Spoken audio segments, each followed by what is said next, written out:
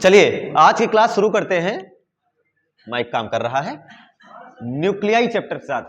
हाँ, एक वीडियो में 5 मिनट का थोड़ा सा आया है, उसमें कमेंट किया गया है नीचे से कि हाँ जो ऑडियो है वो 5 मिनट से शुरू हुई है, तो कोई दिक्कत नहीं, उतनी देर तक फालतू बातें हुई थी, अच्छा ही हुआ। लेकिन जहां से लेक्चर मेन शुरू होता है, ईश्वर का आशीर्वाद देखो, वहीं से ऑडियो शुरू होती है। हाइड्रोजन लाइक एटम, जहां से वो मोमेंटम वगैरह बताना था, एंगुलर मोमेंटम, रेडियाई, ये सब जो बताना था, वेलोसिटी, वहीं से आवाज आना शुरू हो गई है। तो मैंने कहा किस्मत अच्छी थी भाई, देखो नियत साफ हो ईश्वर भी साथ देता है। आप काम करिए।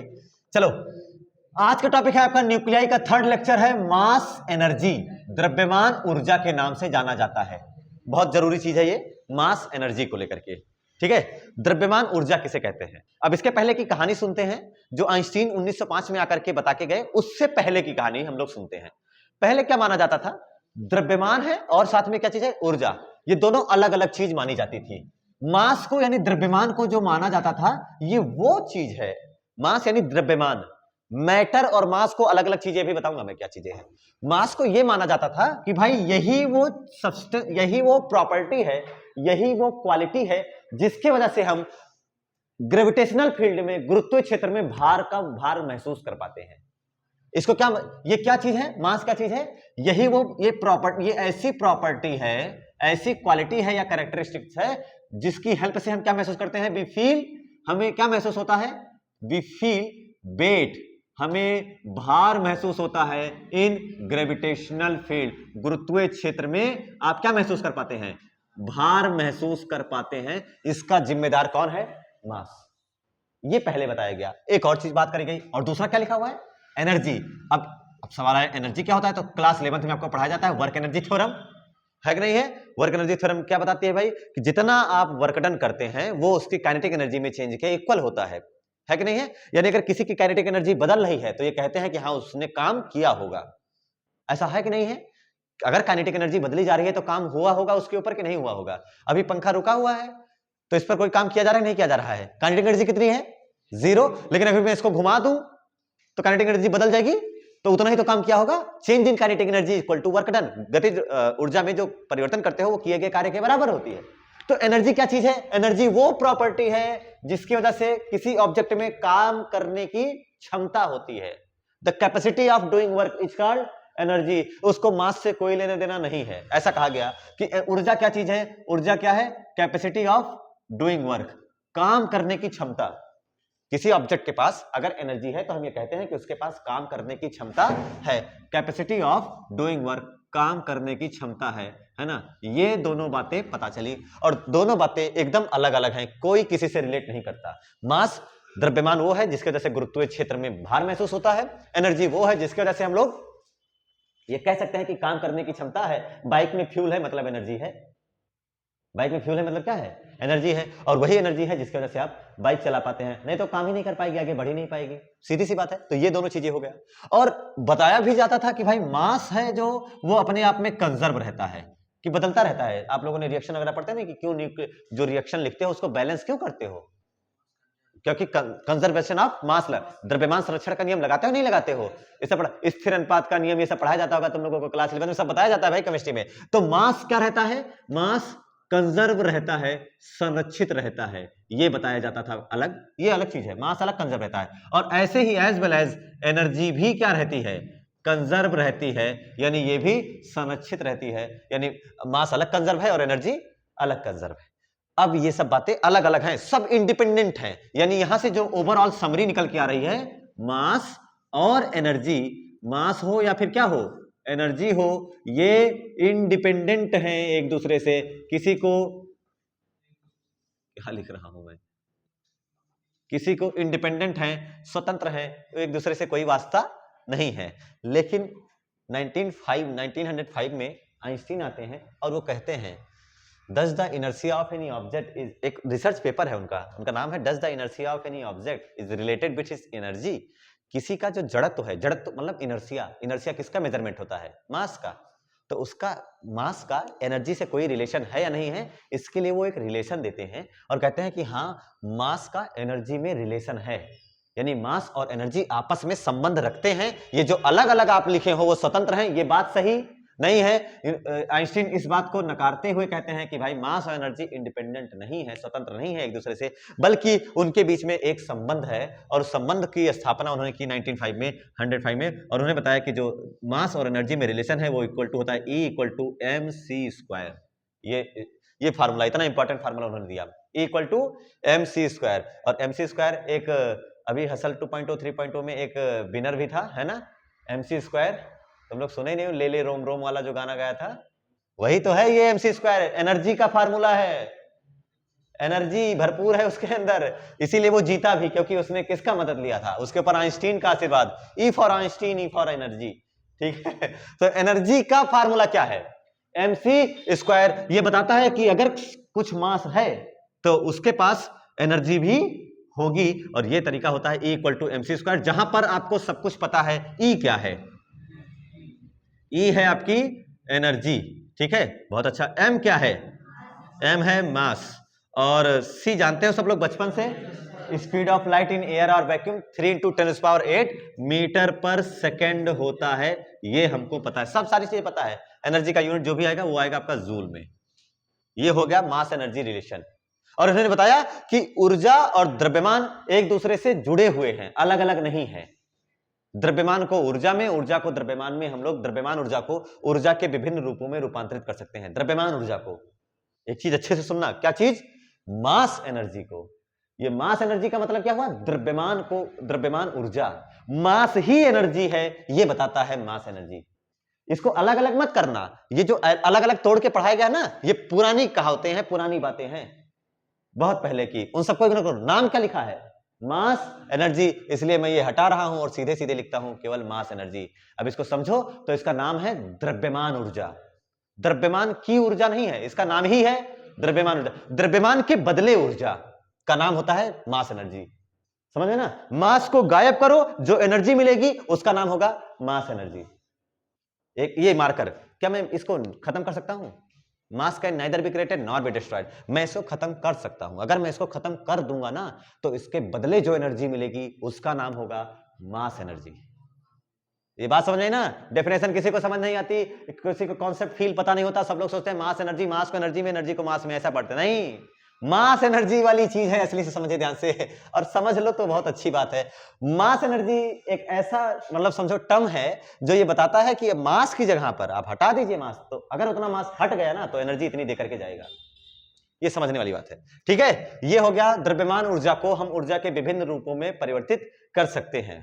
द्रव्यमान ऊर्जा को, मास एनर्जी को हम ऊर्जा के कई रूपों में यूज में ले सकते हैं। अभी जैसे हम दिखाएंगे कि उसको कहां कहां यूज कर रहे हैं, ठीक है। तो mass energy is used in many fields like as, सबसे पहला नाभिकीय संलयन, जिसे आप बोलते हैं न्यूक्लियर फ्यूजन, आगे बताऊंगा मैं, ठीक है, वो क्या चीज है।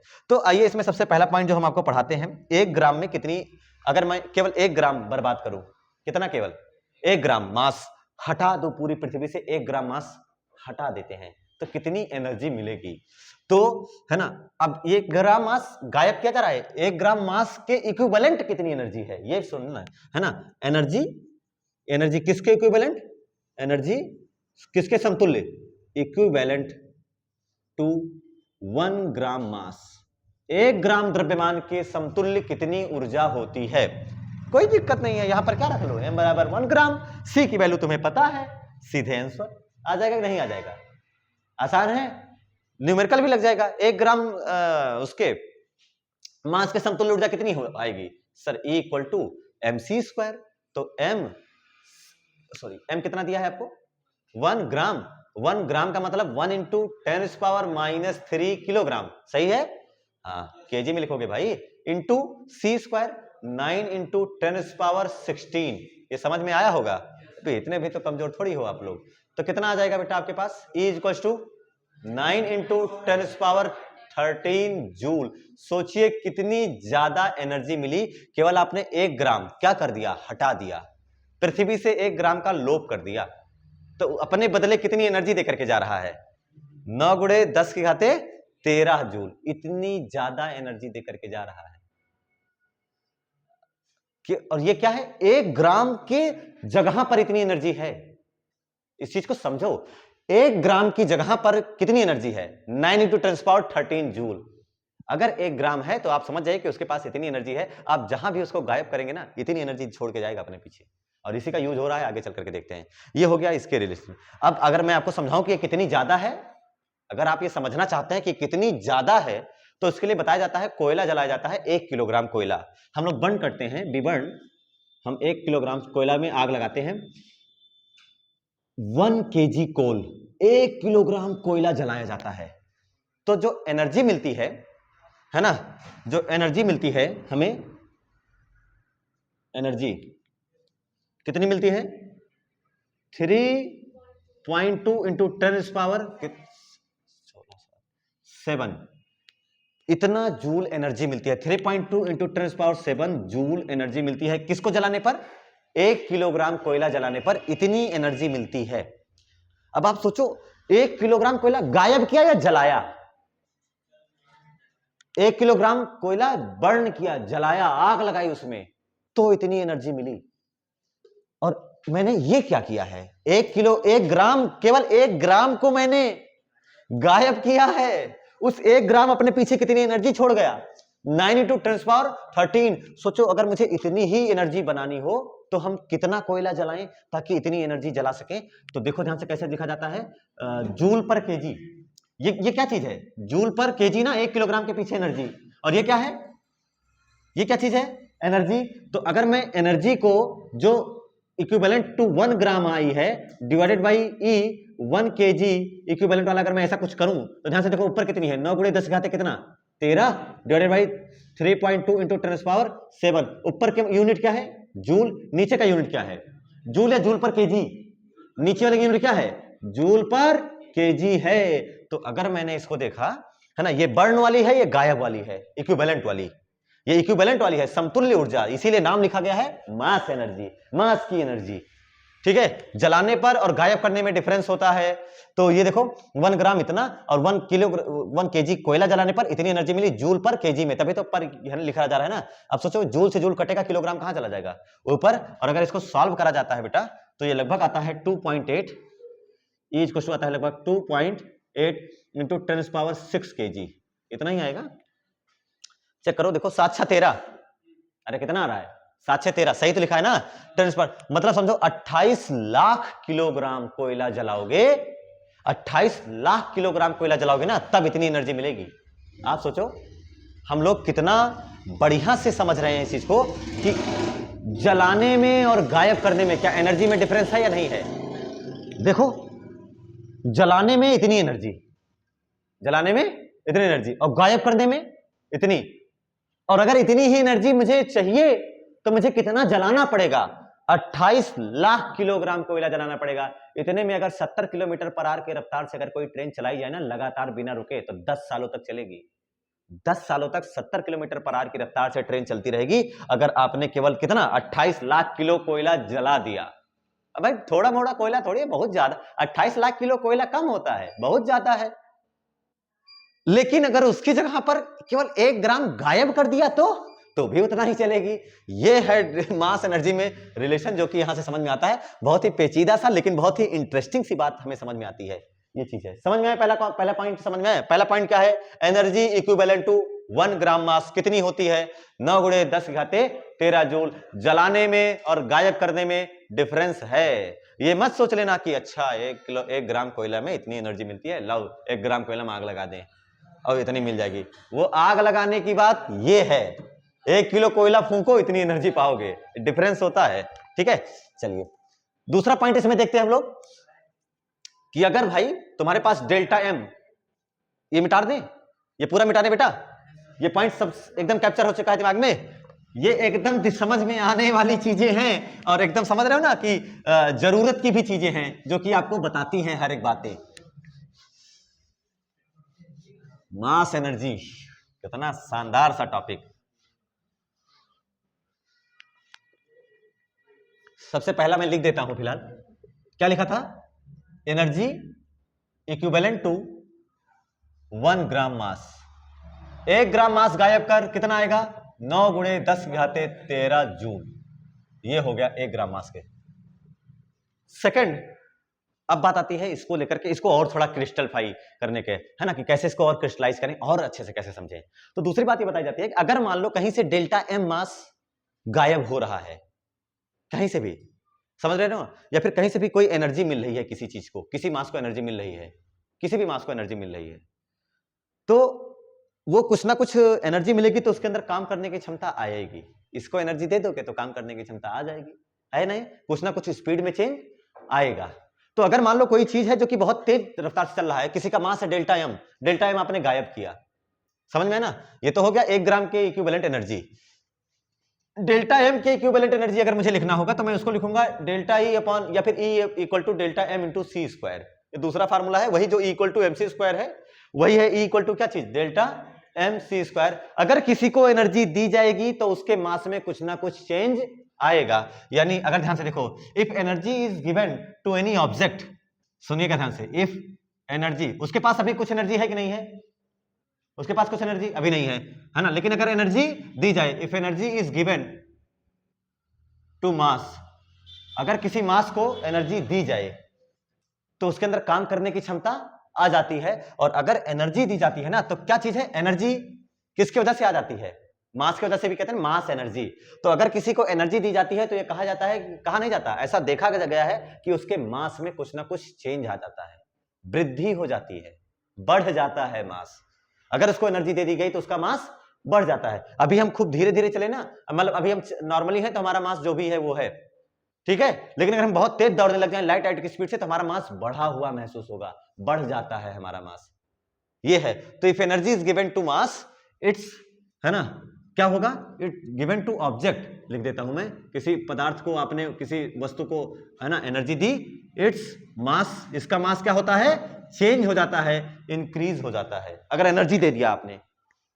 जैसे कि मैं बता दूं, अब कुछ कॉन्सेप्ट को समझ लो इस चीज को, और वो कैसे बताया जाता है भाई, delta m is equal to E upon c square, ये फार्मूला होता है, delta m is equal to E upon, अरे equal to m c square, तो उसके डेल्टा एम कितना चेंज आया, ई, डेल्टा ई लिख देता हूं मैं, delta E upon c square, क्योंकि पहले कुछ एनर्जी रही होगी, अब एनर्जी आपने बदली होगी, अपॉन सी स्क्वायर। ये होता है फार्मूला कि मास में अगर चेंज कितना आया, है ना, तो अब मास में चेंज आया यानी रुके, जब रुका रहा होगा तो कुछ अलग मास रहा होगा, और जब चल रहा होगा तो कुछ अलग मास हुआ होगा, तभी तो चेंज आया। रुका हुआ होगा तो कुछ अलग एनर्जी है, अब चल रहा है तो कुछ अलग एनर्जी है, तो ये दो अलग अलग चीजें हो जाती हैं यहां पर। जैसे कि मैं बताऊं, अगर 1 ग्राम, अगर सोचिए, अगर हम 1 जूल ऊर्जा दे दे किसी ऑब्जेक्ट को, तो उसके मास में जो वृद्धि होती है लगभग 10⁻⁻17 kg। केवल कितनी ऊर्जा दी गई, कितनी ताप में वृद्धि, 1 डिग्री से उसके ताप में, मतलब उसकी ऊष्मा में कितनी वृद्धि करी जाए, हीट में 1 जूल कि कोई, मान लो ये व्हाइट बोर्ड है, और इस व्हाइट बोर्ड की एनर्जी जो है, थर्मल एनर्जी, उसमें मैं केवल 1 जूल इंक्रीमेंट करूं तो एनर्जी दिया तो मास में चेंज आएगा। तो इसके मास में कितना चेंज आया, 10⁻⁻17 kg। अब उसको तुम नॉर्मल बैलेंस पे मेजर ही नहीं कर पाओगे, इसीलिए हम उसको महसूस नहीं कर पाते और उसको इग्नोर कर देते हैं। 10⁻⁻17 kg, सोचो उसको क्या कर देते हैं, इग्नोर कर देते हैं।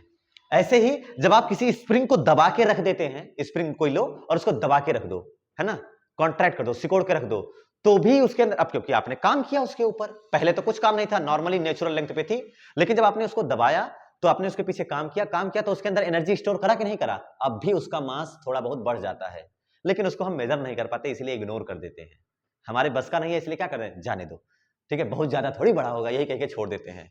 समझ में आया, ये चीज होता है डेल्टा इक्वल टू डेल्टा मास। अगर एनर्जी दी गई तो मास में चेंज आता है। बाइक अभी रुकी हुई है तो इसका मास जो है वो है, लेकिन जब ये तेजी से चलने लगी तो इसका मास चेंज हो जाता है, लेकिन मैटर वही रहता है। जब बाइक में अलग से कहीं पंख लग जाता है, हाथ पैर आ जाता है, ये चीज समझ में, मास और मैटर अलग अलग चीज है, मैंने पहले बोला था। द्रव्यमान बढ़ता है, द्रव्य वही रहता है, समझना, ये लाइन बड़ी इंपॉर्टेंट है। मास बदलता है, मैटर वही रहता है। समझ में आया ये चीज ना। बाइक खूब तेजी से चला रहे, लाइट की स्पीड से चला दिया तुमने बाइक, मान लो, इट इज इम्पॉसिबल। तो क्या बढ़ गया, बाइक में 2 बाइक हो गई, 2 मास बढ़ गया, मास बढ़ता है, मैटर वही रहता है, द्रव्यमान बदलता है, द्रव्य वही रहता है। ये चीज है, फार्मूला समझ में आई। क्यों ये फार्मूला जरूरी है समझ में आया ना, ये देना क्यों जरूरी था, ये इसीलिए जरूरी था। तो आइए हम इसमें 2-3 चीजें जो जानना जरूरी है। रुका हुआ मास, रेस्ट मास मान लेते हैं। कोई ऑब्जेक्ट लिया, उसका मैंने रेस्ट मास क्या माना, रेस्ट मास मान लिया m नॉट। रुका हुआ मास क्या मान लिया, m नॉट। तो एनर्जी, रेस्ट पर एनर्जी क्या मान लेते हैं कि रेस्ट एनर्जी जो इसके पास रही होगी वो हम लिख देते हैं E नॉट। क्या लिख दिया मैंने, E नॉट। तो सब लोग लिखोगे sir E not equal to m not C square. समझ में आया ये चीज, अरे समझ में आए ये concept. Rest mass m not, rest energy E not, तो E not equal to m not C square. लेकिन सर अगर हम इसको चला दे तो क्या इसके मास में चेंज आएगा, हाँ। कैसे चेंज आता है, वो रिलेशन आपको पढ़ाया गया था 11th वाली में, क्लास 11th में, और आपको पढ़ाया गया था जब पहले लेसन में इलेक्ट्रोस्टैटिक्स में, चार्ज और मास में डिफरेंस। तो आपने लिखा था चार्ज इज रिलेटिवली इनवेरिएंट, लिखा था ये लाइन। इसको चार्ज को वेलोसिटी से कोई फर्क, लेकिन मास को पड़ता है। और वहां बताया जाता है कि मूविंग मास, गतिक द्रव्यमान, फोटॉन का विराम द्रव्यमान कितना होता है, 0। याद करो, अगर वो रुक गया तो खत्म तो इसीलिए वो रुकता ही नहीं है इसीलिए वो रुकता है। मूविंग मास को मैंने मान लो m लिखा, तो m को लिखने का तरीका है m not upon 1 minus v square upon c square पूरे का अंडर रूट। कभी ना कभी तो ये पढ़ा है होगा, बताया गया होगा तुम लोगों को, 11th में बताया भी जाता है ये। तो ये कौन सा मास हो गया, moving mass m equal to m not upon 1 minus v square upon c square. Generally हम कितनी तेज दौड़ते हैं, 100 मीटर की रफ्तार, 100 मीटर पर सेकंड, 200 मीटर पर सेकंड। बाइक आई कितने चल गई, 40 kilometre per hour, 100 kilometre per hour चला दिया, 10⁻6 किलोमीटर पर आवर से चला पाओगे, 10⁻6, और स्क्वायर है तो 10⁻12 हो जाएगा, और 10⁻4। क्या बहुत छोटा डेटा आएगा, ये वाला नहीं आएगा। इसलिए जब ये डेटा बहुत छोटा आता है नॉर्मली, तो हम 1 माइनस 0 कर देते हैं और m equal to m not ही रख करके काम चला लेते हैं। ये बात समझ आई ना, मेजर ही नहीं कर पाओगे तो क्या करोगे, कहां लिखोगे 0.0000003। गुणा कराओ सर जी से, अब बताओ कितना आंसर आया। ये करने का टाइम नहीं है, इसलिए क्या करते हैं, इग्नोर। जो हमारे बस का नहीं है उसको हम क्या कर देते हैं, इग्नोर, जाने दो। ये तुम अपने डेली लाइफ में भी यूज करना, ठीक है। m equal to m not, सबको पता ना v क्या है, v क्या है, जैसा c तो लाइट की स्पीड है और v हमारे ऑब्जेक्ट की स्पीड है, किस स्पीड से दौड़ रहा है। तो इस दौरान उसकी एनर्जी अब क्या होगी, अब ध्यान से देखिए, ये कौन सा मास है, मूविंग मास। तो मूविंग एनर्जी क्या होगी, मूविंग एनर्जी, तो मूविंग एनर्जी क्या लिखी जाएगी, ई से लिखा जाएगा, यही तो लिखा जाएगा ना। अब अगर बात आई ऐसा, तो चेंज इन एनर्जी जो तुमने लिखा है delta E upon c square, ऐसा कुछ लिखा ही नहीं लिखा है, तो डेल्टा ई इक्वल टू क्या हो जाएगा, डेल्टा एम सी स्क्वायर। अरे यही तो लिखोगे बेटा, delta E equal to delta m c square. Delta E की जगह पर, डेल्टा ई की जगह पर सर बाद वाली माइनस पहले वाली, बाद वाली कौन है, अरे बाद वाली क्यों नहीं लिखा तुम लोगों ने, E equal to m c square, m moving, E moving, समझ में आया। तो डेल्टा ई की जगह पर लिखोगे sir E minus E not equal to delta m की जगह पर sir m minus m not into c square. क्या E माइनस ई नॉट क्या एनर्जी में चेंज है, E माइनस ई नॉट किस में चेंज है, एनर्जी में चेंज है। और कौन सी एनर्जी, कौन सी energy, v velocity, kinetic energy. इसलिए change in energy equal to given kinetic energy, इसलिए E माइनस ई नॉट को लिखा जाता है kinetic energy equal to m minus m not c square. अब आपसे कोई पूछ लेना तो रेस्ट मास दे दे, मूविंग मास दे दे, तो काइनेटिक एनर्जी पूछ ले तो आप ये बता सकते हो। लीजिए ये दूसरा फार्मूला तैयार है, ये था दूसरे को लेकर की बात। Delta m equal to delta E upon c square, क्यों इतना जरूरी है, काइनेटिक एनर्जी का फार्मूला यहां से आता है m माइनस एम नॉट। अरे एम बी स्क्वायर बेटा, एम भी square, half m v square नहीं, जैसा नहीं है, ये कुछ दूसरे तरीके के जैसा है फार्मूला। समझ में आया ना कि कितनी काइनेटिक एनर्जी अगर उसके अंदर कुछ चेंज वगैरह आता है, तो ये हो गया कॉन्सेप्ट। अब यहां से आपका कोई भी फार्मूला, ये और ये दोनों चीजें आपको याद रखना पड़ेगा हर हाल में।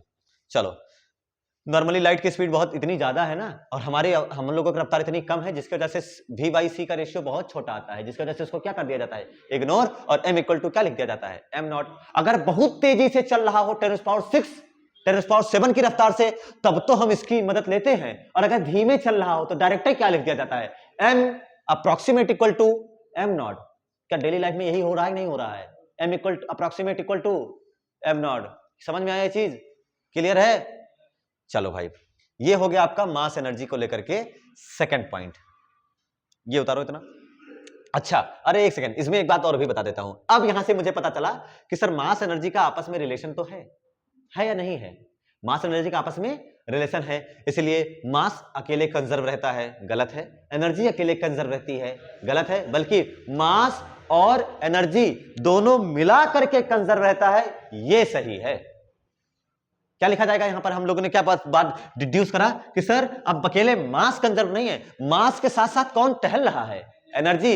यानी अकेले मास कंजर्व नहीं रहता, संरक्षित रहना। द्रव्यमान संरक्षित है, गलत है। ऊर्जा संरक्षित होती है, गलत है। बल्कि द्रव्यमान प्लस ऊर्जा, द्रव्यमान और ऊर्जा नहीं लिखना, मास एंड एनर्जी ना लिखना, बल्कि क्या लिखना? मास प्लस एनर्जी लिखना, जो कि उनको कंबाइंड फॉर्म में इकट्ठा रिप्रेजेंट करने का तरीका होता है। तो यहां से हम लोग लिखते हैं मास प्लस एनर्जी की, पूरे यूनिवर्स की, पूरे ब्रह्मांड की द्रव्यमान तथा ऊर्जा का योग क्या रहता है? नियत रहता है। Mass plus energy remains conserved, ये होता है संरक्षित रहती है। ये बात हमने बता दिया। Law of conservation of mass plus energy, वो दोनों अलग अलग चीजें हैं और वो गलत चीजें हैं लेकिन अभी पढ़ते हैं वही काम चल जाता है, लेकिन यहां आकर के हमें समझाया जाता है। समझ में ना? मास को एनर्जी में, एनर्जी को मास में कन्वर्ट करने वाला जैसा कुछ। तो यहां पर मास के इक्विवेलेंट जो एनर्जी होती है वो हमें पढ़ाई जाती है। ये समझ में आया सबको? अरे ये समझ में आया बेटा? आसान था कि बहुत कठिन था? ये बहुत डरावना थोड़ी था, बहुत जरूरी टॉपिक था ये, और ये समझ में आने वाली चीज है। इसका मतलब ये बिल्कुल नहीं है कि पूरे यूनिवर्स के मास को एनर्जी में बदल डालोगे, रहोगे कहां फिर? जाओगे कहां? मास भी तो चाहिए जिस पर मैं खड़ा हूं, समझ रहे ना? ऐसा भी नहीं है कि इस मास को एनर्जी में, एनर्जी के मास में, तो पूरे मास को एनर्जी में बदल दो। ये बहुत स्लो प्रोसेस होता है, बहुत थोड़ा सा चेंज होता है तो बहुत ज्यादा एनर्जी मिलती है। सन का मास धीरे धीरे खत्म हो रहा है, गायब हो रहा है सन का मास, जिसके बदले में आपको बहुत सारी एनर्जी मिल रही है। ये वही है मास के इक्विवेलेंट एनर्जी। गायब होने पे ज्यादा ऊर्जा, गायब होने पे और जलाने पर कम ऊर्जा भाई जलोगे तो कहां एनर्जी रह जाएगी? जलोगे तो एनर्जी रहेगी जलना नहीं चाहिए है ना? अभी सर ने क्या रखा? लोग हमसे जल रहे हैं क्योंकि हम आगे बढ़ रहे हैं। कोई रील्स बनवाया ना सर ने, तुमने सुना नहीं? सॉन्ग साले तुम लोग सॉन्ग सुनते नहीं हो, बस केवल रील देख लेते हो बस। ये हो गया, चलो मैं मिटा दूं इसको। दूसरी बात सबको क्लियर हो गई? दूसरी बात, मैं सब मिटा रहा हूं पूरी दुनिया और कुछ नहीं छोड़ रहा तुम्हारे लिए, है ना? यहां पर दूसरे में ये फार्मूला, एक और फार्मूला जो दिया गया, K equal to M minus M not C square, energy unit joule, unit क्या आएगा? जूल। तीसरी बात अब यहां पढ़ाया जाता है, जो हमें अभी यही पढ़ लेते हैं तो बहुत अच्छा रहेगा कि एक सेकंड, हम लोग कौन सा लेसन पढ़ रहे हैं? नाभिक। ये केजी क्या लगा रखा है तुम लोगों ने? किलोग्राम में पढ़ोगे तुम लोग। ये सब यहां तो एएमयू पढ़ा जाता है, तो हमें एनर्जी किसमें पता होनी चाहिए? 1 ग्राम के इक्विवेलेंट नहीं, 1 किलोग्राम के इक्विवेलेंट नहीं, बल्कि एक एएमयू के इक्विवेलेंट एनर्जी पढ़ना, वो ज्यादा सही होगा। तो आइए पढ़ते हैं। तीसरे टॉपिक का नाम है क्या चीज? एनर्जी इक्विवेलेंट टू किसके समतुल्य ऊर्जा? एक एएमयू के समतुल्य ऊर्जा। लिखिए टॉपिक का नाम, एक एएमयू के समतुल्य ऊर्जा, एनर्जी इक्विवेलेंट टू 1 AMU, एक AMU के समतुल्य ऊर्जा। तुम्हारे एग्जाम में 1 नंबर का या 2 नंबर का सीधे क्वेश्चन आता है, ये इसको डिड्यूस करिए, निगमित कीजिए, सीधे आता है, कुछ करना नहीं। ये फार्मूला तुम्हारे पास है भाई, कहां गया? अरे दादा, यह लिखा है डेल्टा डेल्टा काट दो, E equal to MC square. तो हमको पता है सर M कितना दिया है? 1 AMU। अब C तो होता है मीटर पर सेकंड में, तो हम लोग AMU को तोड़ लेते हैं। M इक्वल टू क्या लिखा जाएगा? 1 into 1.67 into 10 power minus 27 kg। अब क्या लिखोगे? E equal to MC square. E equal to M कितना? 1.67 into 10 power minus 27 into C square, 9 into 10 power 16। ये हो जाएगा। और ये किस में आ चुका है भाई? जूल में आएगा। किस में आएगा? जूल में आएगा। अरे भाई ये केजी में है, वो मीटर पर सेकंड स्क्वायर में है, स्क्वायर करेगा मीटर स्क्वायर पर सेकंड स्क्वायर आएगा। E इक्वल टू सॉल्व करोगे तो 16 9 144, 14.7 जो भी आएगा, 14 पॉइंट जो भी आ रहा होगा, इंटू 10 पावर, देखो यहां से कितना है, अरे देख ले कितना आ रहा है, 13, 16 9 144 -11, सही है? देख लेना फिर बताना मुझे। गलत होगा तो तुम्ही को पीटूंगा। 16 11 27, ठीक है। बाकी 9 का इससे मल्टीप्लाई करा ले, 9 7 63, हाँ 15, पूरा सही से कराया है ना। अच्छा एक साथ हटा दो ना, आसान पड़ेगा। औ काहे मेहनत करें, काहे ये तो तुम लोगों को बहुत सिखाया है मैंने यार, सिखाते सिखाते मेरे बाल पक गए। 16 9 144, 14.4 गुणे 10 घाते -11 जूल। लेकिन एक सेकेंड, ये एएमयू और ये इतना जूल, ये लिखना थोड़ा सा ऑकवर्ड नहीं लग रहा है? हम आइए इसको बदलते हैं। अर्ग, तुम बहुत ज्यादा भागो। इलेक्ट्रॉन वोल्ट, क्या चीज? Electron volt. इलेक्ट्रॉन वोल्ट सब बदलने का क्या तरीका है? हाँ 1.6 इंटू 10⁻⁻19 से गुणा करें या भाग करें? डिवाइड करा जाए, क्योंकि जूल में तो ऑलरेडी है। तो इसलिए अगर इलेक्ट्रॉन वोल्ट बताने की कोशिश करोगे तो आप लोग लिखोगे E = 14.4 इंटू 10⁻11 डिवाइडेड बाई 1.6। अरे गजब यार, ये तो ये कट जाता, मैं करता ही ना गुणा तो अच्छा रहता। नहीं सही रहता है ना। तो चलो कोई बात नहीं, इंटू 10⁻⁻19 ये हो जाएगा। और अभी किस में आ चुका है? इलेक्ट्रॉन वोल्ट में आ चुका है। अब अगर मैं बताऊं ना तो 16 9 144 डायरेक्ट क्यों 9 आ रहा है, क्योंकि हम लोगों ने पूरा डेटा नहीं लिया यहाँ 7 वाला, जिसकी वजह से वो एग्जैक्ट नहीं आ रहा है। बाकी अगर हम आपको बताएं ना कि ये सॉल्व करने पर कितना आना चाहिए, तुझे आंसर याद होना चाहिए 9.31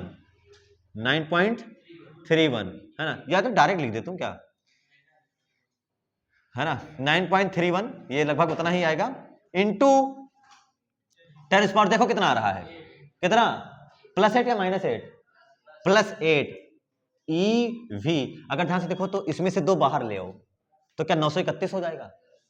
इसमें से 2 बाहर लेकर आओ तो कितना हो जाएगा? 931 हो जाएगा।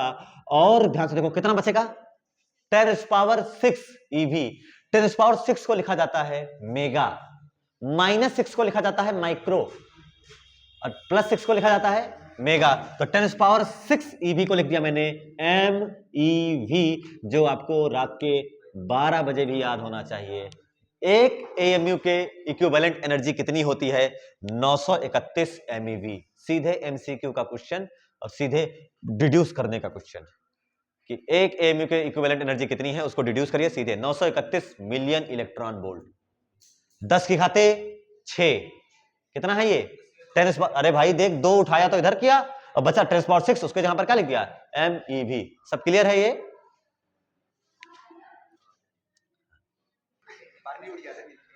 ठीक है, हाँ। तो आइए देखते हैं क्या होता है यहां पर। टॉपिक का नाम अगला है आपका मास डिफेक्ट। हिंदी में लिख लो द्रव्यमान क्षति।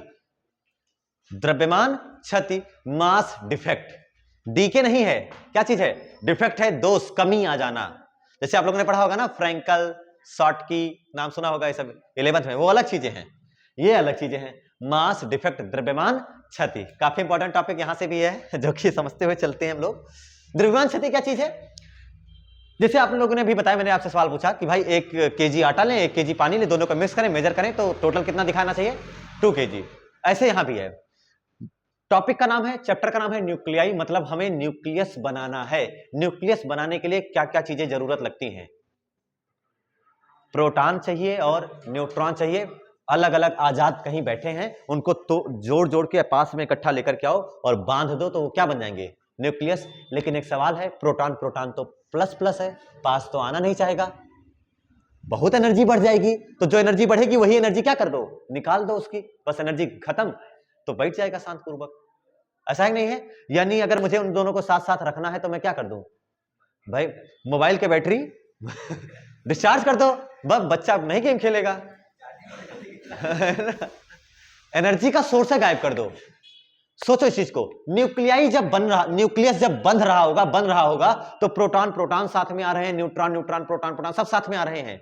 तो दिमाग में क्या आता था कि अगर मान लो ये सब प्रोटॉन और न्यूट्रॉन है, एक प्रोटॉन दूसरा प्रोटॉन है ना, और एक न्यूट्रॉन और दूसरा न्यूट्रॉन, ये 4 चीजें हैं। ये 4 चीजें मिलकर के एक न्यूक्लियाई बनाती हैं। अब इस न्यूक्लियाई का, अब इसका मास कैसे लिखोगे? इसका मास क्या आएगा? 2 इंटू मास ऑफ प्रोटॉन, सही है, +2 इंटू मास ऑफ न्यूट्रॉन, और इसका मास आएगा मास ऑफ न्यूक्लियस। आएगा कि नहीं आएगा? अब बताओ ये दोनों ज्यादा होने चाहिए कि कम, या फिर बराबर? आपके हिसाब से बराबर। अरे भाई कैसे कम ज्यादा हो सकता है सर? बेईमानी करोगे क्या? गद्दारी करबे हैं? बताओ क्या ये दोनों सही है? लेकिन यही सही नहीं है, बल्कि क्या होता है, जो बना रिएक्शन के बाद जो बना उसके मास में कुछ ना कुछ कमी आ जाती है, ये उतना नहीं रहता है, ये ज्यादा रह जाता है। इसी का नाम है क्या चीज? मास डिफेक्ट के नाम से जाना जाता है, द्रव्यमान क्षति कहलाती है। द्रव्यमान क्षति क्या है? जब मुक्त प्रोटॉन और न्यूट्रॉन यानी फ्री प्रोटॉन और न्यूट्रॉन मिलकर के कंबाइंड होते हैं और फॉर्म करते हैं न्यूक्लियस, नाभिक का निर्माण करते हैं, तो प्रोटॉनों और न्यूट्रॉनों का जो संयुक्त द्रव्यमान है वो नाभिक के द्रव्यमान से ज्यादा रहता है।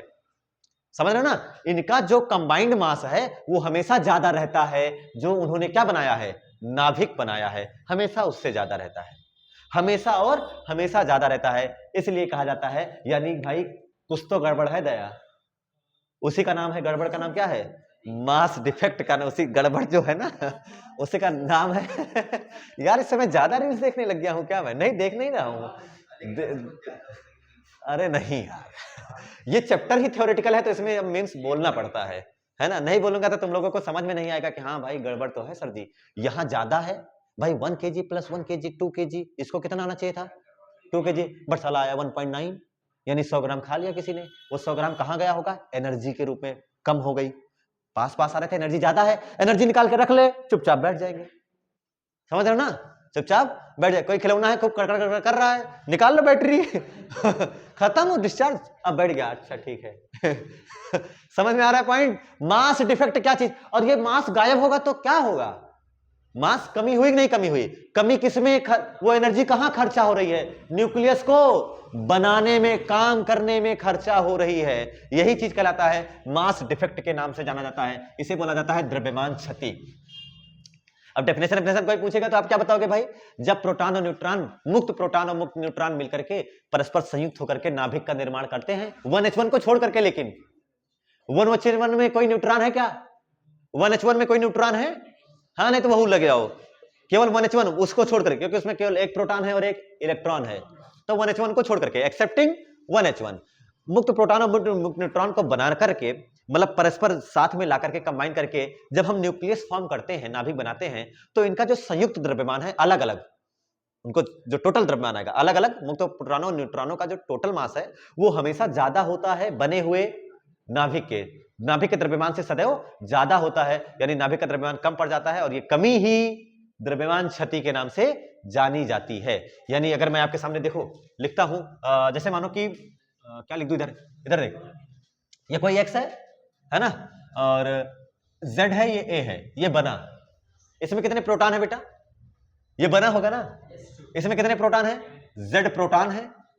कितने प्रोटॉन है? कितने न्यूट्रॉन है? A - Z न्यूट्रॉन है ना? और ये जब बना तो ये एक न्यूक्लियस बना होगा, इसका किसी का भी न्यूक्लियस बना होगा।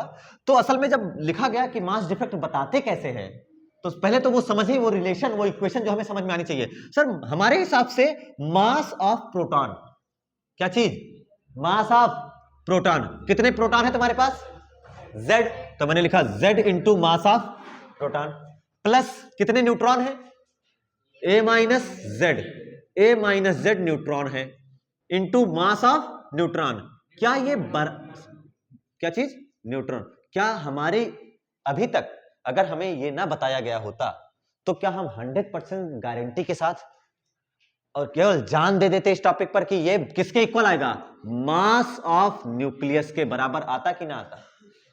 वही जो न्यूक्लियस बना, मैंने क्या लिखा है, जो ये बना, ये क्या चीज है? एन, न्यूक्लियस हो गया, और न्यूक्लियस के मास के इक्वल आता कि ना आता? लेकिन जब हमें कॉन्सेप्ट पढ़ाया गया तो क्या बताया गया कि ऐसा नहीं है, बल्कि ये ज्यादा होगा। तो मास डिफेक्ट बताने का तरीका, ज्यादा माइनस कम इक्वल टू मास डिफेक्ट। तो डेल्टा एम इक्वल टू क्या लिखा जाता है? द्रव्यमान क्षति का सूत्र क्या लिखा जाता है बेटा? द्रव्यमान क्षति का सूत्र लिखा जाता है ZMP, Z into mass of proton, plus A - Z mass of neutron में से क्या घटा दिया जाए? मास ऑफ नाभिक, न्यूक्लियस का द्रव्यमान, मास ऑफ न्यूक्लियस। चाहो तो कैपिटल एन लिख दो आप, चाहो तो मास ऑफ न्यूक्लियस लिख दो, आपके ऊपर डिपेंड करता है। It depends on your choice, आप क्या लिखना पसंद करते हैं। फिलहाल मैं मास ऑफ न्यूक्लियस लिख देता हूं। द्रव्यमान शक्ति का सूत्र समझ में आया है ना। पहले तो हमें जो लगा था वो बिल्कुल सही था, 100% सही था, लेकिन कुछ ना कुछ भाई उनको बनाने में एनर्जी खर्चा हो जाती है। समझ में आ गया सबको, क्लियर हुआ। अब ये डेल्टा एम गायब होगा, और गायब होगा तो क्या छोड़ के जाएगा अपने पीछे, ये डेल्टा एम कम हुआ, इसका मतलब एनर्जी बनी, और वही एनर्जी गायब हो जाती है, बाहर चली जाती है, निर्मुक्त हो जाती है, और उसी एनर्जी का नाम होता है, हम लोग जानते हैं, बाइंडिंग एनर्जी, बंधन ऊर्जा। अगला टॉपिक का नाम क्या है, मास डिफेक्ट के बाद अगला टॉपिक का नाम क्या है बेटा, बंधन ऊर्जा, है ना, न्यूक्लियर नाभिकीय बंधन ऊर्जा, बाइंडिंग एनर्जी। तो हाँ, इसका नाम है नाभिकीय बंधन ऊर्जा, बाइंडिंग एनर्जी नाम नहीं होगा। टॉपिक का नाम क्या है अगला, न्यूक्लियर बाइंडिंग एनर्जी, नाभिकीय बंधन ऊर्जा। तो नाभिकीय बंधन ऊर्जा, नाभिक के निर्माण में जो द्रव्यमान क्षति होती है उसके समतुल्य ऊर्जा जो मिलती है उसी को क्या कहते हैं, नाभिकीय बंधन ऊर्जा, यानी न्यूक्लियर बाइंडिंग एनर्जी वो एनर्जी है ना, ड्यूरिंग फॉर्मेशन ऑफ न्यूक्लियस या न्यूक्लियाई नाभिकों के निर्माण में जो मास डिफेक्ट आता है उसके इक्विवेलेंट जो एनर्जी होती है उसी को क्या कहते हैं, न्यूक्लियर बाइंडिंग एनर्जी। या आप ये कहिए कि जब वो पास पास आ रहे थे तो मास में कमी आई, वो कमी आई तो वो किसके रूप में बन गई, एनर्जी के रूप में, in the form of energy के रूप में बन गई। और वही एनर्जी अगर बाहर चली गई, कम हो गई ना, एनर्जी कम हो गई तो शांतपूर्वक बैठ जाएंगे, समझ में आया ना। तो यही वो एनर्जी है जो उनको बांध के रख रही है, जो एनर्जी में कमी है। असल में न्यूक्लियर बाइंडिंग एनर्जी उनकी एनर्जी में कमी बताती है कि इतनी एनर्जी कम है। अगर उतनी एनर्जी बाहर से दे दोगे तो क्या हाल होगा, अगर न्यूक्लियस बन रहा था तो उसमें इतनी एनर्जी की कमी, मान लो 10 इलेक्ट्रॉन वोल्ट, 10 MeV की कमी आई, तो अगर 10 MeV बाहर से दे दोगे तो क्या वो वापस जहां अपने अपने स्थान पर, गंतव्य स्थान पर जहां से आए थे वहीं पहुंच जाएंगे, नहीं पहुंच जाएंगे, वहीं तो पहुंच जाएंगे। ये वो एनर्जी है जो उनको बांध के रखने का काम, वो मिनिमम एनर्जी जो उनको अलग कर दे, समझ रहे हो ना, मुक्त। भाई समझो ध्यान से, ये अलग, ये प्रोटॉन अलग कूद रहा, ये प्रोटॉन अलग कूद रहा, ये न्यूट्रॉन अलग कूद रहा, सब मुक्त है, फ्री है। इनको जबरदस्ती ढकेल ढकेल के पास लेकर के आए, तो जब जबरदस्ती पास लेकर के आए और यहां अंदर रखे तो न्यूक्लियस बना तो कुछ ना कुछ एनर्जी खत्म हुई, मास डिफेक्ट आया, द्रव्यमान में कमी हुई, द्रव्यमान में कमी हुई तो कुछ ना कुछ एनर्जी में कमी आई होगी, एनर्जी में कमी आई तो वो एनर्जी कहां चली गई, बाहर चली गई, है कि नहीं है। लेकिन अगर सोचो इतनी ही एनर्जी दे दिया मैंने, इतनी ही एनर्जी दे दिया तो क्या होगा, क्या वापस, अगर सोचो ये जितनी बाहर गई बनने के दौरान, अगर मैं बाहर से इतनी एनर्जी दे दूं तो क्या ये वापस ऐसे ऐसे हो जाएंगे कि नहीं हो जाएंगे।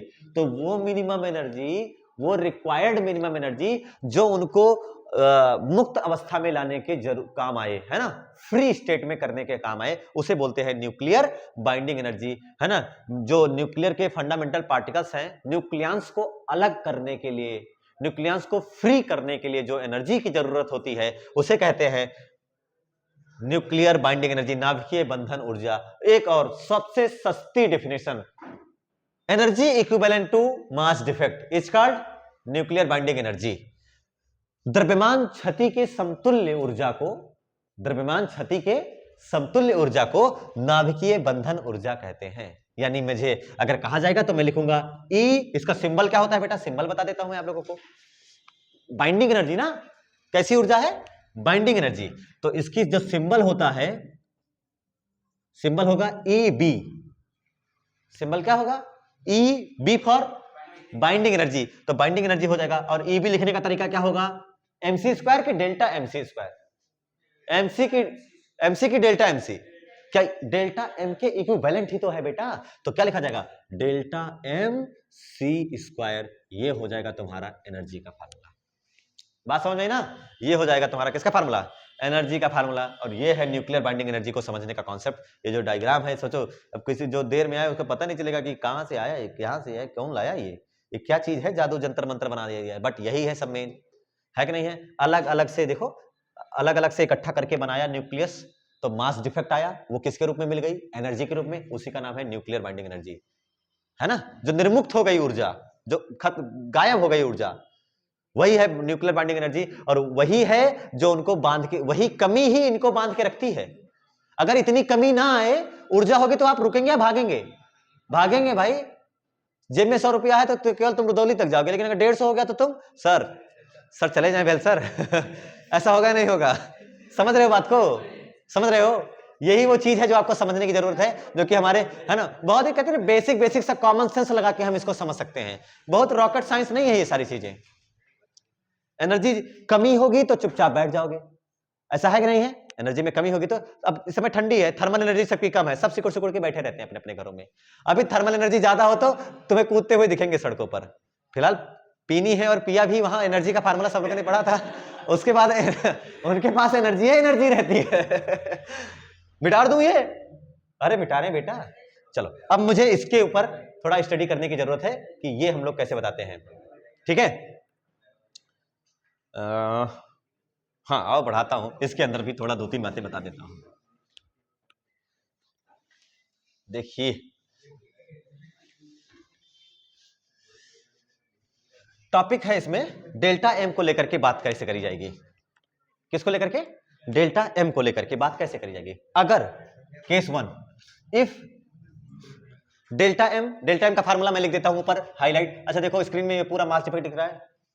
देखो डेल्टा एम क्या है? डेल्टा एम का फार्मूला सबको याद हो गया है sir, Z into mass of proton plus A minus Z mass of neutron. अरे ये ए माइनस जेड नहीं है, न्यूट्रॉनों की संख्या है, इसलिए फार्मूला ऐसा लिखा जाता है। माइनस मास ऑफ बना हुआ न्यूक्लियस, जो न्यूक्लियस बना वो हमेशा कम रहेगा, ये हमेशा पौवा 1.5 पौवा कम ही रहेगा कुछ तो कम रहेगा, एएमयू में कम रहेगा, तो ये कुछ ना कुछ कम ही रहेगा। अगर एमपी एमएन व एमएन केजी में हो, किस में हो? केजी में, तो ईबी बताने के लिए ये फार्मूला यूज करना। तब ईबी बताने के लिए ये फार्मूला यूज करना, अगर सब कुछ केजी में दिया हो। फिलहाल आपको कहीं भी ऐसा सवाल नहीं मिलेगा जिसमें केजी में दिया होगा, ठीक है? ऐसा कोई न्यूमेरिकल नहीं होगा, इसकी गारंटी मेरी है। अगर सब केजी में दिया होगा तो आपको क्या फार्मूला यूज करना है? EB equal to then b use, तब क्या यूज करिएगा? EB equal to delta m c square. Delta m निकालना, सॉल्व करना, और सॉल्व करने के बाद क्या लिख देना? उसका सी स्क्वायर से मल्टीप्लाई करा देना, और वो आप एनर्जी दे दीजिएगा। ये आता है कब? जब ये हो। लेकिन दूसरा सर, अगर हमारा ऐसा सब केजी में ना दिया हो, हम लोग तो न्यूक्लियाई पढ़ रहे हैं, हमने बहुत चैप्टर में शुरुआत में एक चीज पढ़ा था जिसका नाम है एटॉमिक मास यूनिट, है कि नहीं है? सबसे पहला टॉपिक है यही था, इंट्रोडक्शन के बाद शुरुआतें वहीं से होती है। तो अगर MP mass of proton, mass of neutron और मास ऑफ न्यूक्लियस, ये सब किसमें में हो? एएमयू में हो, इज गिवन इन एएमयू, तब आप क्या यूज करेंगे? तब आप टोटल एएमयू कैलकुलेट करो, टोटल मास डिफेक्ट कैलकुलेट करो, और ला करके यहां पर रखो ईबी की जगह पर। और ईबी बराबर क्या लिखा जाएगा? डेल्टा एम किसमें होना चाहिए? एएमयू में। डायरेक्ट किसमें रख देना यहां पर?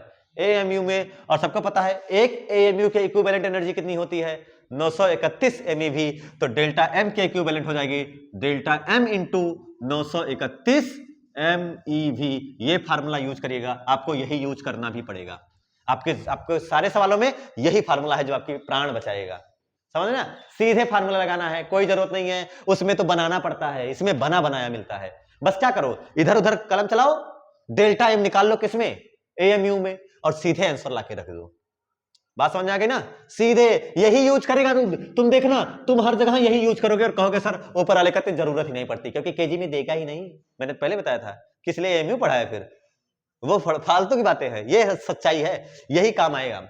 क्या करोगे अब? एएमयू को तोड़ने मत लग जाना, तुम्हारा कोनो भरोसा नहीं, तुम तोड़ दो, क्या पता 1.67 सर आ गया, वो नहीं करना है। कंट्रोल करना अपने, थोड़ा जज्बातों पे कंट्रोल कर लेना, मुझसे पूछ लेना सर इसको तोड़े, उसको किसमें रखना है? डेल्टा एम को एएमयू में ही रखना है। याद कर, तुमको पढ़ाया गया था लेम्डा एंगस्ट्रॉम में कब आएगा? जब तू 12375 अपॉन ई किसमें रखेगा? इलेक्ट्रॉन वोल्ट में। भूल गए होगे? तो ये ऐसे थोड़े कि तुम अब ई भी लिखा है तो ई भी को तोड़ दो, भूल गए होगे ना सब लोग? हाँ, भूल नहीं जाना रे, ठीक है हाँ, तुम लोगों को इसीलिए तो सारे कॉन्सेप्ट। अब बताओ, तुमसे कोई न्यूमेरिकल में फंसवा दे तुमको तो बताओ भाई, हम लोगों ने न्यूमेरिकल कॉन्सेप्ट के साथ चलते हैं ना, न्यूमेरिकल बाद में लगाता है, फंसते आता है कोई न्यूमेरिकल जो फंसा हो, एक आध तो चाहे कोई दिक्कत दे जाए तुम लोगों को, बाकी तो सब सारे कॉन्सेप्ट मैं यही बता दे रहा हूं मैं। अब एक और कॉन्सेप्ट इसमें जो तीसरा है ये मिटा दे रहा हूं, है ना। न्यूक्लियर बाइंडिंग एनर्जी का फार्मूला आप सबको पता है, AB = डेल्टा MC²। अच्छा, तीसरी बात क्या चीज है, ध्यान से देखना। यहां पर डेल्टा M कैसे निकाला जाता है? डेल्टा M कैसे निकाला जाता है बेटा? अरे बताओ तो, डेल्टा M कैसे निकाला? Delta E/c²। डेल्टा M ऐसे निकाला जाता है, हाँ, डेल्टा E/c²। अरे वो तो अलग दूसरा फार्मूला है, डेल्टा M बताने का ये फार्मूला ऊपर वाला देखो, ये वाला, ये तरीका है। ये तब होता है जब आपको क्या दिया हो, सीधे न्यूक्लियस का इंट्रोडक्शन कराया हो, सीधे किसके बारे में बताया हो। ये डेल्टा M कब लगता है? डेल्टा M का वो फार्मूला, अरे यह बना है बेटा, है ना, का वो फार्मूला कब यूज करोगे? जब डायरेक्ट किससे मुलाकात करा दे? न्यूक्लियस से। सीधे किससे मुलाकात करा दे? नाभिक से मिलाए, है ना, सीधे नाभिक से मिलाए। लेकिन ऐसा हर बार नहीं होगा। तुम अगर सोचो कि ऐसा ही होगा, दुनिया इतनी ही उचित, हर चीज फेयर थोड़ी होती है, कुछ अनफेयर भी होता है, यानी सब कुछ बना बनाया नहीं मिलेगा। कहीं ऐसा होगा जहां बनाना पड़ेगा, यानी न्यूक्लियस के बजाय किससे मुलाकात करे, तब तो वो फार्मूला।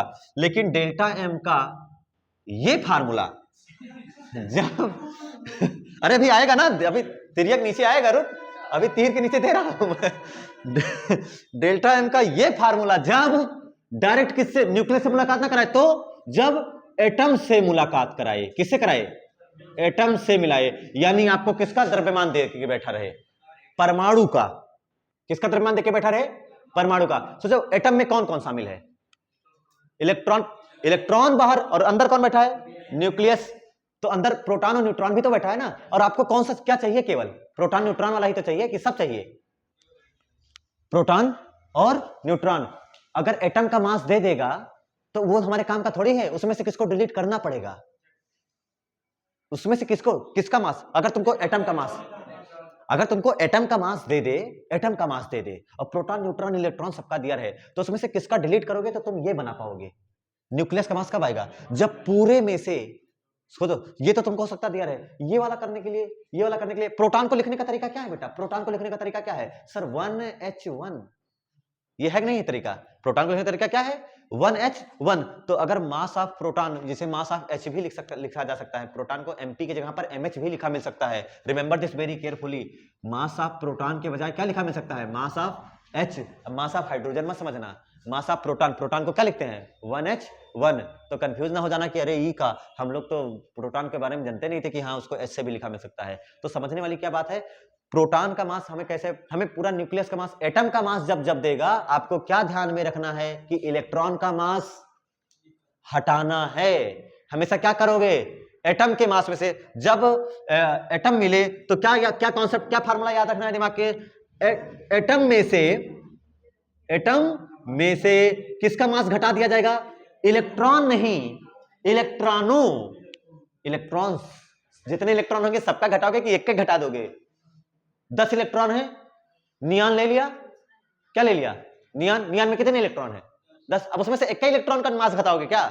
-10 E का जितना मास घटाओगे ना, तो इलेक्ट्रॉन्स, एटम में से इलेक्ट्रॉन्स का मास घटाते हैं, सब्ट्रैक्ट करते हैं। ये हो गया कॉन्सेप्ट पूरा जो आपको सारे सवाल लगवाएगा। सब्ट्रैक्ट करते हैं। उतारो। आइए अगले टॉपिक का नाम है कि बाइंडिंग एनर्जी। जो हमने पढ़ा, बाइंडिंग एनर्जी कौन सी एनर्जी है? सोचो, बाइंडिंग एनर्जी कौन सी एनर्जी है? जब न्यूक्लियस बन रहा होता है, नाभिक बन रहा होता है, उस दौरान जो ऊर्जा बाहर निकल जाती है, किसके कारण? द्रव्यमान क्षति के कारण, मास डिफेक्ट के कारण, वही तो है बाइंडिंग एनर्जी। मेरा एक सवाल है, आपके हिसाब से, अपनी सोच के हिसाब से बताओ, अगर बाइंडिंग एनर्जी बहुत कम निकले तो ज्यादा स्टेबल कहोगे, या बाइंडिंग एनर्जी ज्यादा से ज्यादा निकले तब ज्यादा स्टेबल कहोगे? कम निकले कि ज्यादा निकले? सोच के बताओ, अपने अपने कॉमन सेंस का सबका अलग अलग हो सकता है। स्टेबल कब होगा? कम वाला। अब मैं सवाल देता हूं, कम वाले का मैं जस्टिफाई करवाता हूं कि कैसे कम वाला गलत है, ठीक है? देखो, मान लो कि दोनों बन रहे हैं और बाइंडिंग एनर्जी एक को निकले ही ना, तो क्या सबसे कम? और जब बाइंडिंग एनर्जी एक को निकली ही नहीं तो डेल्टा M आया कि नहीं आया? नहीं आया। क्या ये पॉसिबल है? तो डेल्टा एम जितना ज्यादा होगा, जितना ज्यादा डेल्टा एम होगा, क्या उतनी ही ज्यादा एनर्जी रिलीज होगी? बन रहा होगा तो उतनी ही ज्यादा एनर्जी बाहर निकलेगी, और जितनी ज्यादा एनर्जी बाहर निकलेगी क्या उतने ही शांत पूर्वक बैठेगा, उतने ही चुपाई मार कर बैठेगा। इसलिए बाइंडिंग एनर्जी स्टेबिलिटी बताने के लिए एक टर्म डिफाइन करा जाता है, लेकिन कितने के पीछे, कितना न्यूक्लियस लेकर के बनाया आपने, कितने न्यूक्लियस को लेकर के, कितने प्रोटॉन और न्यूट्रॉन को मिला करके आप बना रहे थे, तब वो बाइंडिंग एनर्जी आपको मिली है, उसके रिस्पेक्ट में बात करी जाती है। तो स्टेबिलिटी, नाभिक का अस्थायित्व, नाभिक का अस्थायित्व, स्टेबिलिटी ऑफ, वही है अभी पढ़ाते हैं, अभी देखना, कोई हेडिंग नहीं है, ये एक पॉइंट है, स्टेबिलिटी ऑफ न्यूक्लियस। नाभिक का अस्थायित्व कैसे बताते हैं, तो वही बाइंडिंग एनर्जी का ही ये टॉपिक है। बाइंडिंग एनर्जी जो आपने पढ़ा था EB equal to delta m c square, वही चीज है, लेकिन EB बताने का, जितना ज्यादा EB होगा उतना ही ज्यादा स्टेबल होगा। ये मिसकॉन्सेप्शन है जो अभी हमने आपको पढ़ाया कि क्या चीज है, जितना ज्यादा बाइंडिंग एनर्जी रिलीज होगी उतना ही स्टेबल माना जाता है। नहीं, उसको सही से क्या दिखाया जाता है कि जैसे मान लो, ध्यान से देखना,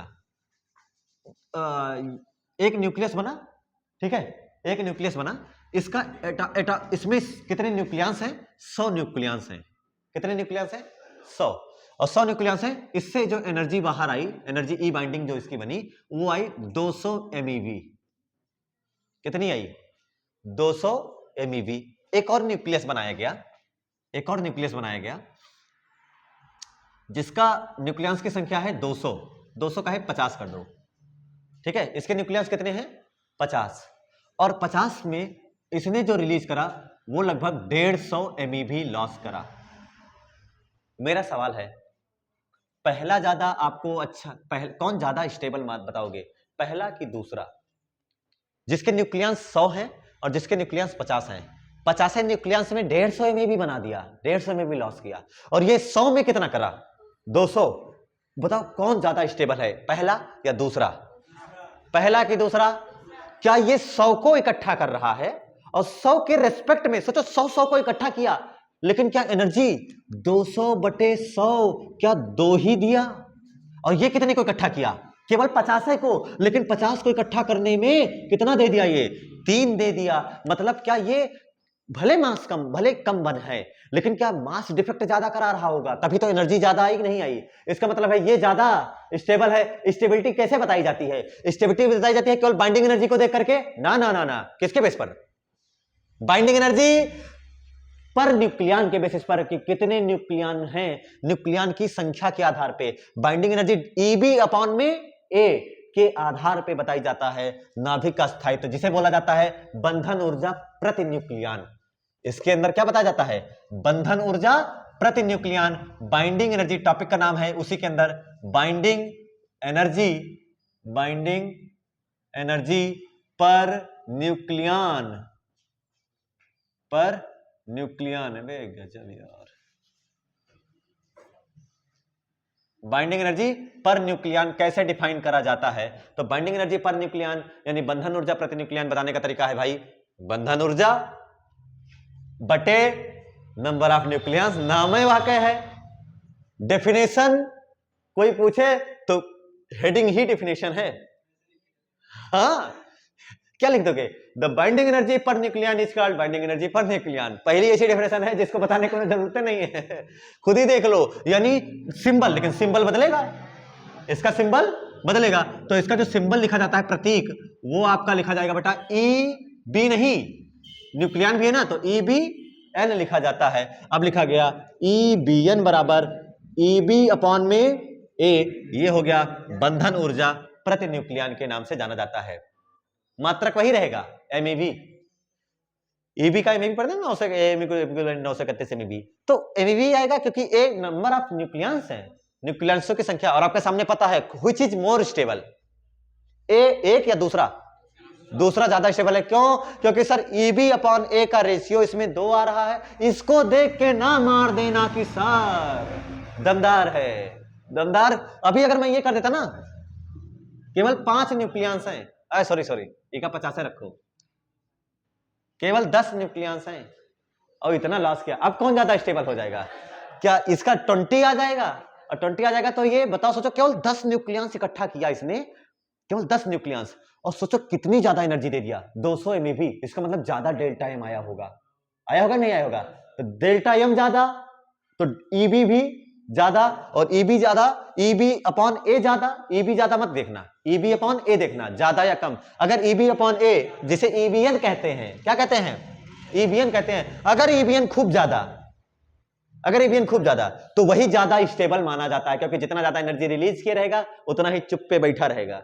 और जितनी ज्यादा एनर्जी होगी, इलेक्ट्रॉन के पास एनर्जी आती थी, कूद के भाग नहीं जाता था, तो एक्साइटेड स्टेट, और एक और खूब दे दो प्लस 13.6 EB दे दो तो क्या आयनाइज हो जाता था।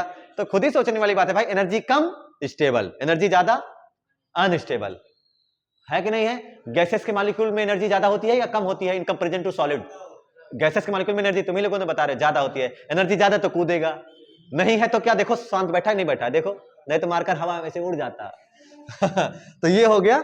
क्या बताऊंगा, क्या लिखोगे आप लोग? Higher the value of EBN,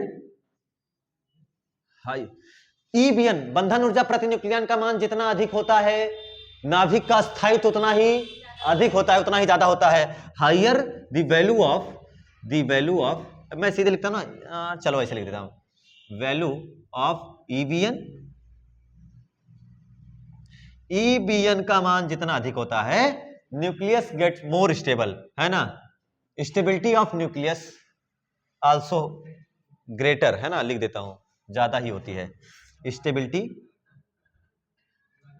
stability of nucleus, नाभिक का स्थायित्व इज ग्रेटर, अधिक ही होता है। जितना ज्यादा EBN का मान, EBN जितना ज्यादा, ऐसे याद रखिए सीधे कॉन्सेप्ट, यहां क्या याद रखना सर? EBN ज्यादा तो स्टेबिलिटी ज्यादा, बस ये लिख लो, बाकी बातें नाटक नौटंकी हैं सब। स्टेबिलिटी भी आपकी ज्यादा होगी, ये कॉन्सेप्ट यहां से समझ में आना चाहिए। अगले टॉपिक का नाम बाइंडिंग एनर्जी कर्व। तो बच्चों ये बनाया गया बाइंडिंग एनर्जी कर्व, ठीक है? डायरेक्ट नहीं बनाया गया क्योंकि वीडियो लंबी बनती, इसलिए फिर पहले हमने बना दिया, याद तो मुझे हमेशा रहता है तो इसलिए, और ये सब डेटा भी लिख दिया मैंने। तो आइए शुरू करते हैं। ये न्याय है। सच तो हमने देखा है। ये देखते हैं, है ना? यहां ऐसा ही होता है। सुनिए, बाइंडिंग एनर्जी कर्व किसके रेस्पेक्ट में बनाई जा रही है बेटा? मास नंबर के रेस्पेक्ट में बनाई जा रही है ना? द्रव्यमान संख्या के रेस्पेक्ट में। और इधर क्या रखा गया है? बंधन ऊर्जा प्रति न्यूक्लियन बंधन ऊर्जा देखी जा रही है। शुरुआत करी गई, इसको 20-20 के ऑर्डर में देखा गया। एनसीईआरटी में 50-50 का दिखेगा, उधर 2-4-6 का दिखेगा। आप जो बनाना चाहे बना सकते हैं, और उसी के बेसिस पर ये सब बना हुआ है। इसमें ध्यान से देखो, सबसे कम एनर्जी किसके लिए है?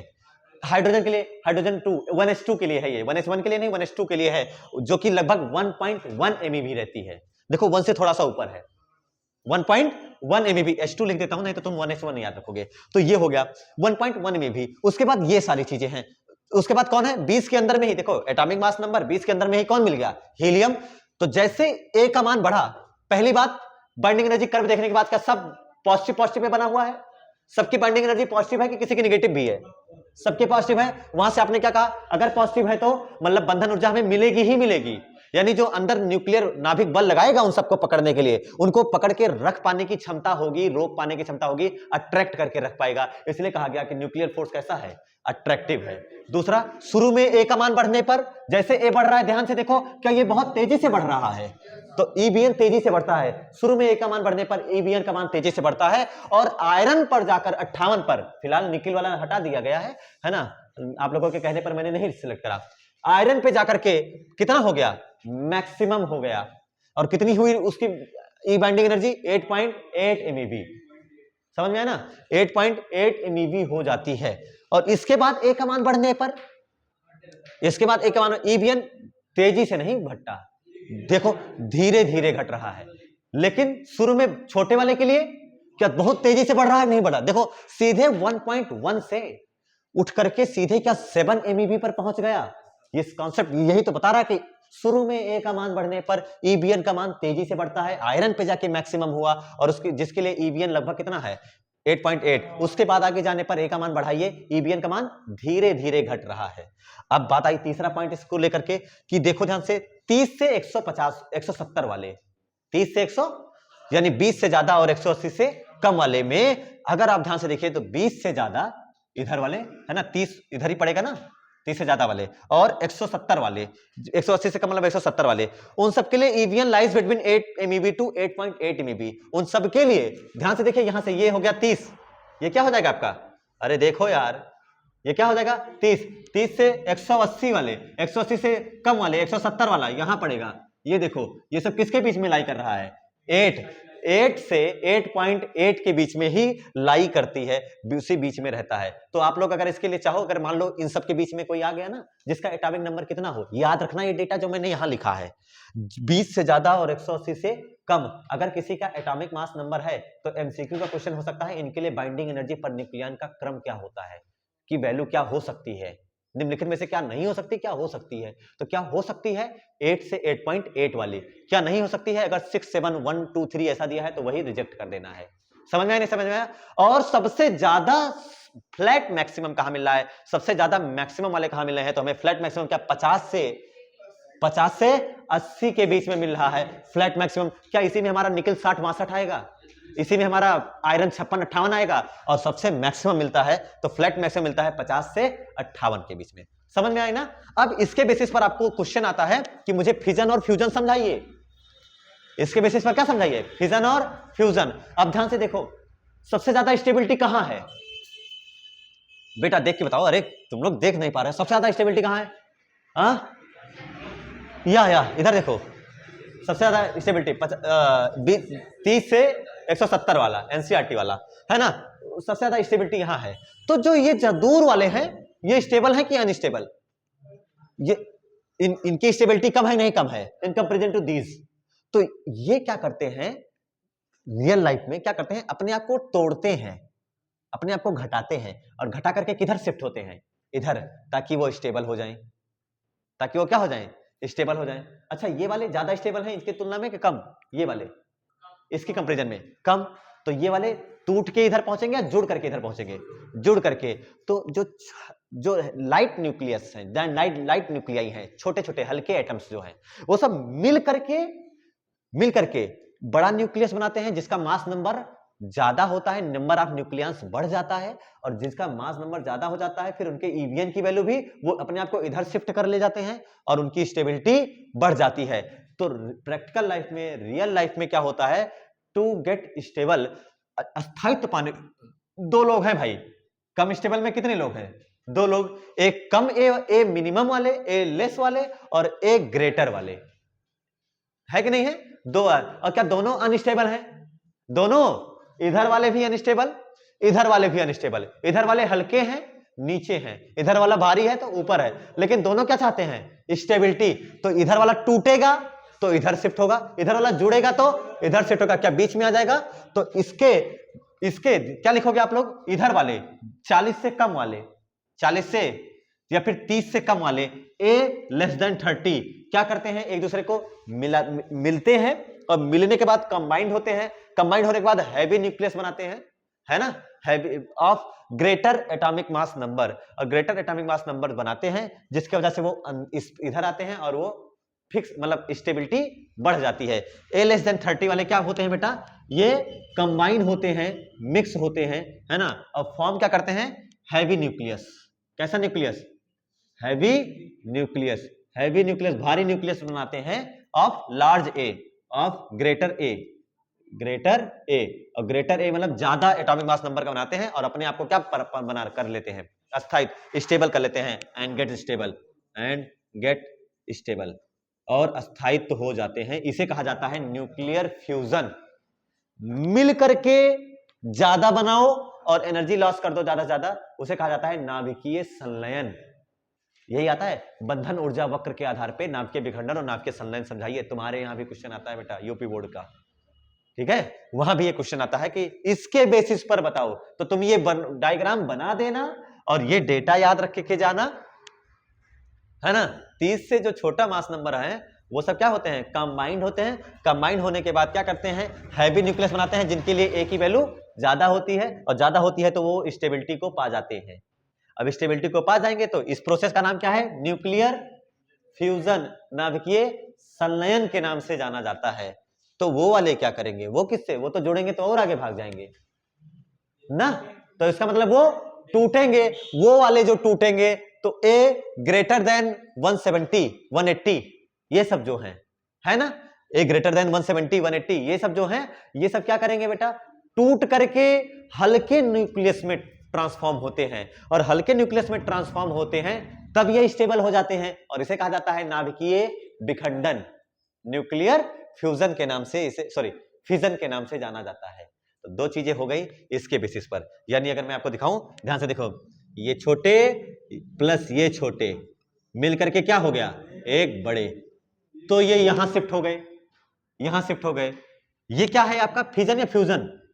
अगर आ गया बाइंडिंग एनर्जी करके आधार पे ना, तो ये छोटे छोटे कंचे बड़े कंचे बना देना, नंबर मिल जाएगा, चाहे तो कुछ लिख पाया हो या ना लिख पाया हो। लेकिन ये ग्राफ जरूरी था, ये कर्व जरूरी था। अच्छा, ऐसे आई डेल्टा कर्व पढ़ाया गया था, नहीं पढ़ाया गया था? कितने ग्राफ है देख रहे हो, सेकंड बुक में खूब ग्राफ है, फर्स्ट बुक में खूब ग्राफ है, और ग्राफ मतलब सीबीएसई का फेवरेट क्वेश्चन, दगा देगी तुमको। ये हो गया फ्यूजन। ये वाला देखो, एक हैवी न्यूक्लियस टूट गया छोटे छोटे न्यूक्लियाइज में, लाइटर न्यूक्लियाइज में, और ये हो गया क्या चीज, फ्यूजन। ये फ्यूजन, ये हाँ जरूर, एग्जाम में आएगा, जरूर बना देना।